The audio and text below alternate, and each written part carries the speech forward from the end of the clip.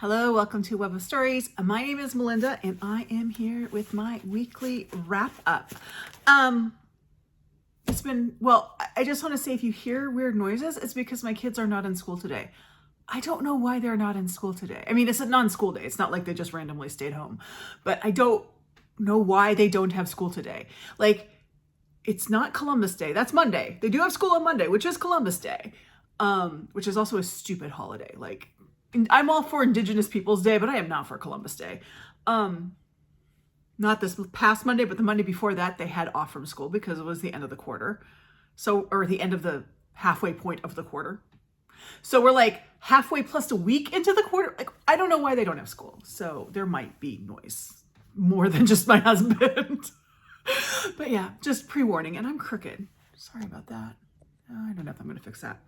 So how has your week been? First off, I want to say I hope that all of my viewers in the UK saw the Northern Lights because they looked gorgeous. My family and I, we went up to this little church that's up in the hills, kind of straight up that way from us. That's if you go into Google Maps, it's not noted as the church. It's noted as Northern Lights viewing site. So we went up there to see if we could see the Northern Lights, and we couldn't. It was all cloudy. We were also like the time was from like sunset to 9 p.m. and that's like 2 hours, like, cause it's like sunset 7 to 9. And we didn't get it. It was cloudy. We didn't see anything. I'm told that we will have more choices. Like, one of my bucket list items for my life has always been to see the Northern Lights. And I feel like I'm the only person who hasn't at this point. That first time when we had that big display, like we were driving up in the hills we never saw it. So I don't know. At this point, I'm about ready to move to the Arctic Circle. To see Anywho, I wanted to announce in this week what the Louise Erdrich read along for November is. And I forgot to check my voxer before this because only one person gave me any actual preference to what they wanted. And that was Angelia at Read and Reread. And one of the two books she said was The Mighty Red, which was my top choice. So we're going to do The Mighty Red. I don't know when yet. I'll let you know. When we'll be doing that, because I forgot to check Voxer before I got on. And yeah, it's just been that kind of day. It is just FYI, it's 11:15 and I basically I have my breakfast in a cup here because I slept in because no school. And yeah, it was just one of those days so far. Anywho, let me get into my reading because I don't have that much else to talk about. Let me see. Nope, can't think of anything exciting that happened this week. So I will just get into my reading because I have a lot to talk about, which really surprised me when I sat down and looked at what I had. Now, I did have, I can't remember. Let's see. No, I finished a couple books last Friday. So I'm filming this on Friday morning. So I had those books into because I kind of cut it off from my monthly, weekly wrap up as of September. So I have this seems a lot bigger than it usually is, but I do have, oh crap, I have 2, 3, 4, 5, 6. I have 6 books and a DNF. So the DNF I have is a book called The Bitter Orange Tree by Jokha Alharthi. She is an Omani writer. This is a book that came recommended to me from the My TBR service through Book Riot. And it sounded interesting. I've never read anything by an Omani author, and I would love to be able to mark that little box off my list. But man, I could not get into this book. It just I didn't care. I was bored. There you go. It's too bad because it was a short book, and I thought, well, I'll be able to whiz through this, and but no, it wasn't a book that was working for me. So that went out of it. Yeah, the books I did finish. And I do want to talk about most of these. The last one I'm not going to talk that much about, but I'll get to that. And the first book I finished this week, finished just in time for my book club last week, which was The Marriage Portrait by Maggie O'Farrell. So I have had this book on my Kobo since the day it came out. I pre-ordered it and it's been on my Kobo and I just now got to it. And I felt kind of bad because I pre-order these books and then I don't get to them and it's kind of a waste. However, in this particular case, I'm actually really glad that I did wait because I know a lot of people who read this book right when it came out and the initial reactions to this tended to be negative. and I don't want to put words or judge people on what they thought, because everyone's, whatever. Everyone had their own opinion, and that's great. But I think that if I had read it at that point, I also would have had a negative, because Hamnet would have been too close in my mind. And these books are different enough that, Hamnet I like this book. This was like a very good book to me, but Hamnet's still a little bit better. Like, Hamnet is a 5-star book in my world. So I am really glad. And this is one of those things where you want to wait till the hype is over. And I was really glad I waited this time to the marriage portrait. So what was really kind of interesting about this is one of the nonfiction books I've read for Historathon this in Q3 was The Young Queens, that talked about 3 queens, one of which was Catherine Medici. And in there, sort of tangentially, they mention Cosimo and Eleonora, who are Lucretia, the main character, her parents. So there was a very tenuous link between nonfiction and fiction with this to me. So I thought that was really interesting, and it kind of got me into this. And so I had a really good idea of what was going on with Europe at the time, which I would have anyway, because I have a degree in this, but it was fresh in my mind. This is a very internal book. Hamnet was too, but this is a very internal book, because it's really, you only see through the eyes of Lucretia, who is this young noble woman who at the age of 13, 14, is married off to this much older man. It is a diplomatic marriage. She's not super, it's totally an expectation in her life that she will have this marriage. Like, she will have a diplomatic marriage. That is what happens. But she's also like 13 or 14 years old. So, there's this idea that people matured faster in days gone by. And that I honestly don't think that's true. If you look at in history and you look at what people did when they were younger, they're still like teenagers, So, it was just that we expected different things of them at the time. But she's in this, she has no idea. So she has an idea of what a marriage should be, because her parents, Cosimo de Medici and Eleonora of Toledo, who was a Spanish, and they had a diplomatic marriage, but they also had a very uniquely loving marriage. They were true partners. And so that is the marriage that she witnessed growing up. So she goes into this other marriage where that is not the deal. And it starts with her knowing that her husband's, her believing, I should say, that her husband's going to kill her. In reality, this is based on a true person. She did die at this age. And at the time that she died, there were rumors that her husband had killed her. Historians now pretty much all agree that she died of natural causes, but this is fiction. So you can do what you want in fiction, right? Like, you take the framework of reality. Maggie O'Farrell took the framework of reality and built a story about it. That's kind of how I see historical fiction, is like, you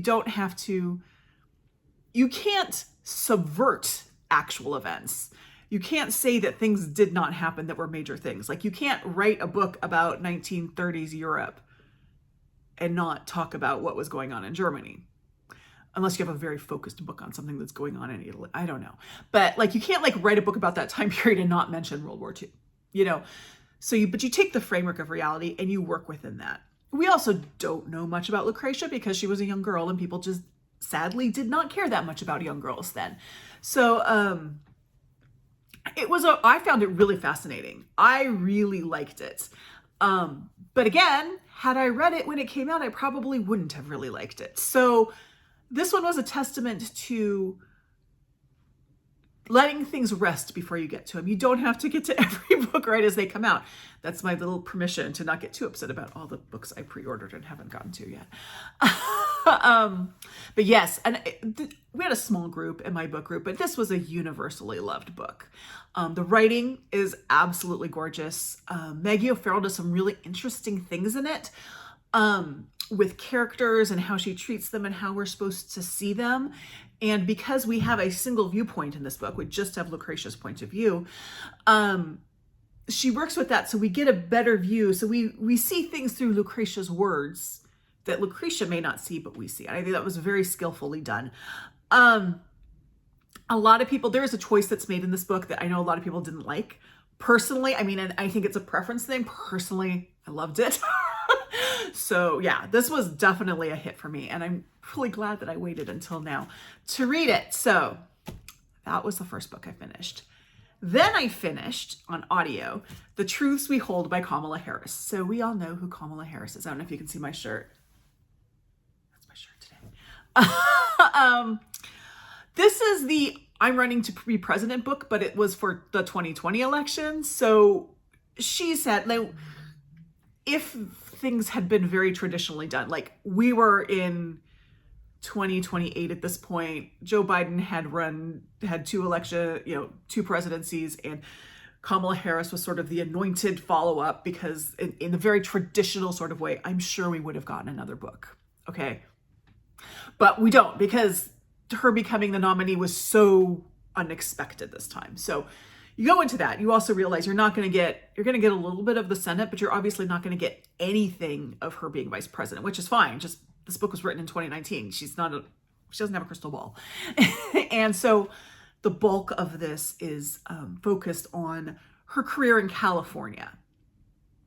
And it's got I think it has a nice structure because it's not chronological. She talks about some major issues that she dealt with in her career, and she's able to bring elements of her personal life into it. So that's where we get the memoir side of it. And then we also get her policy side. So anyone who thinks this woman doesn't have policies needs to read this book, because she has policies, trust me. Also, just watch any of her interviews. She has policies. Anyway, sorry. There are some kind of chilling parts. Like she talks about how, and this is in 2019, how one thing that the former guy has done was get rid of the office that would handle things like a pandemic. And what if we have a pandemic? Oh boy, that was prescient. So there's things like that.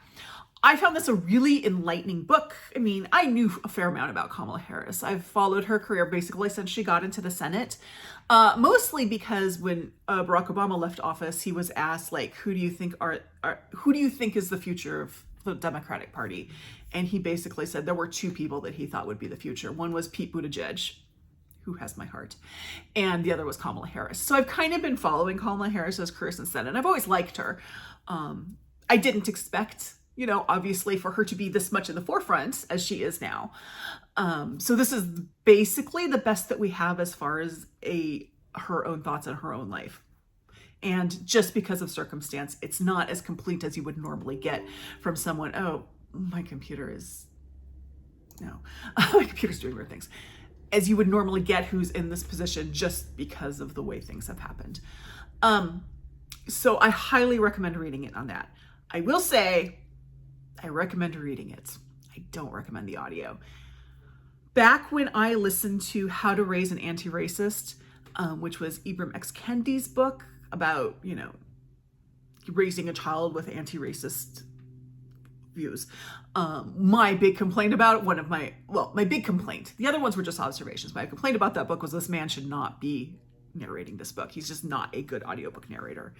And I do really feel in this case, Kamala Harris had to narrate it because it's her memoir and it's part of her introduction to the nation, the wider nation. But she's not a very good narrator. There's a lot of the same sort of thing where it's kind of like the pacing of the sentences are off, and she's a very good public speaker. But I think the constraints of having to read a text, even if it's a text she wrote, and I don't know if she had a ghostwriter on this, I kind of think she didn't, just kind of knowing how she talks and knowing how it's written. I don't think she did, or she had a really good one that could match that style. But I just think the constraint of having to read what's there and really stick to what the text is not a strong suit. And it's not, I would say if you're going to pick this up, read it. Don't listen to it. Because, not the greatest narration. But there you go. That was really my only issue with it. I do wish we had more of her experience later in the Senate. Because I think the latest thing that kind of came up with this was the Kavanaugh hearings. So what do you think after the Kavanaugh hearings? Which I know at that point we're starting to get into the 2020 election anyway. But that's not in this book because that's when the book was written. So, we don't have it. And I wish we had more, but it's just circumstances are that we don't. Okay, the next book I have that I finished is one that I had hoped to finish earlier than I did, but I had to put it aside because my September, I had too many books going. So this got put aside until kind of I finished some of those books, and I picked it up again, which is fine because it's a short story collection. But this is Dearborn by Ghassan Zeineddine. And so this is a series of stories set in Dearborn, Michigan, which is an area that is heavily populated with immigrants from, in this case, mostly Lebanon, but other parts of the Middle East. So there was a large Muslim community there. This is kind of the book that I had wanted Temple Folk to be, which is not fair to compare them. I understand that because we're talking about two completely different communities. Here we're talking about the immigrant Muslim American community, whereas in Temple Folk we were talking about the Black Muslim community. So it's not fair for me to make that comparison, other than I thought that book was going to be more like this. There's not a stinker as far as stories go. This is not a stinker in this bunch, and that's very rare. There's usually at least one where I'm like, okay. No, all of these stories were fantastic. I wish I had been able to read it in a smaller amount of time, but September happened. Some of these are just very, they are a really good window on a world that I don't know very well. And I think that is what I was looking for in this book. Some of the books are a little more lighthearted and some are a little not.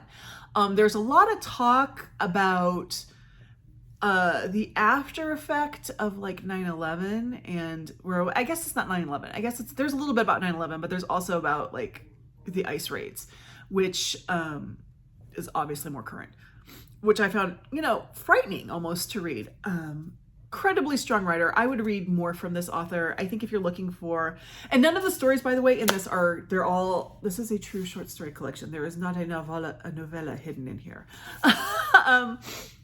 It's a very accessible book. If you're looking for maybe something to learn about that community, this is a good book to pick up. I really highly recommend this one. All right, sorry for the jumpiness. I still have a little bit of like remnants from that cold, so sorry. The next book I have, and this is probably the last one I'm going to talk about in length, for reasons that I will get to, is my Christie for this month, which is 5 Little Pigs. I had a little bit of an interesting experience with this. As I said in an earlier video, this is the one I'm looking forward to read because not everyone, but a lot of people have said this is her best book. I don't know if I would go ahead and say it's her best book. However, the drawbacks I found with this book, I don't think were deficiencies really. Like, I don't think she didn't do a good job. I think it's the setup of the book. So this book is a closed circle mystery, which means you have a set of characters and you know that one of these people in this set of characters is the murderer. And I'm going to compare this in very broad terms because I don't want to spoil anything with Murder on the Orient Express, which is also a closed circle mystery. But the difference is, in Murder on the Orient Express, we have like 8 or 9. We have a larger cast. In here we have 5. And that is a bit too small of a number for that, because that's a number that you can easily in your brain keep running through. Okay, put each person into that. So it's pretty easy to figure out what happened. And I don't think I've read Christie's, like especially Halloween Party was one, like her later Christie, where it's just obvious who did it. NRM was kind of that way, right? Kind of obvious what happened. And it's not in this case that it's obvious. It's just that you have far fewer puzzle pieces. And so it's easier to find the pieces that fit together. Now, that being said, there's some really strong character writing in this book, which I did really like. If you go into this not looking for a mystery, I think you're going to have better luck with it. In a lot of ways, I think this is one of her best written books as far as just writing style, characters, pacing, all that. It's just the fact that because of what it is, it's easy to figure out. It's not predictable. It's just easy to figure out. I think if she had wanted it to really be a book that you couldn't figure out, like Murder on the Orient Express, you needed far more characters than you had, because there are enough characters in Murder. Plus, also in Murder on the Orient Express, there are characters that you don't know if they're part of the closed circle or not. You know what I mean? Like, you don't know if you should consider them suspects or not. Whereas this one, there's no question about it. These 5 people are the suspects. this is interesting in that Hercule Poirot is going back and he is looking at a murder that happened 16 years prior. So a murder happened, a man was murdered, his wife was convicted. She wasn't sentenced to death, she was sentenced to like labor, but then she died anyway. So, you know, both the murder victim obviously is gone, plus the person convicted of the murder. But their daughter, who was like 5 at the time, who was sort of like just shipped off afterwards, she comes back, she wants to get married, and she wants to, she knows that her mother was not guilty. Like, she just knows in her heart. She doesn't have any facts to it, she just knows. She got a letter from her mother saying, I didn't do it. She wants to go into her marriage with her husband knowing that he's not marrying the daughter of a murderess. So she goes to Hercule Poirot and says, I need you to figure this out. I need you to reopen this case or revisit this case and figure out what happened. And I really liked that setup because at this point you're dealing with memory. And because of that, people are more in control of evidence that they themselves present. And that's what I think the real strength of this is. So I think if you're going to read this one, you need to not go into it thinking that it is going to be a big reveal, because it's not. You're going to be able you're going to be able to work along with Hercule Poirot and kind of figure out what goes on. You're not going to be shocked by this one as you are in some of her other mysteries. But yeah, so, you know, maybe not as successful as I had hoped it would be, but still a really good one. That's right. I wouldn't say it's her best. Okay, the last 2 books I'm just going to touch on. So the first one is The Tempest by William Shakespeare. I am going to be filming my Wednesdays with Will for next week today, hopefully, and I will talk more about this. The TLDR on it is that I liked it. I thought it was easy to, it was easy to follow. It was interesting, but I think that he did some of the things in here better in different books, or I'd previously seen this in different plays, so maybe the impact wasn't there. I don't know. I've yet to watch an adaptation of this, and I do think an adaptation would be really interesting because it is kind of a strange play. That's a TLDR on that one. And then the last one is for my book club tomorrow, which will be tonight as you see this, if you see it the day that I release it.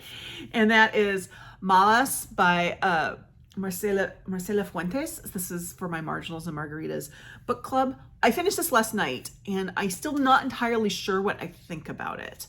So I'm really looking forward to the discussion of this book. And what I think I might do is I might do a standalone review of it once I kind of like hear what other people thought and we can kind of put the pieces together.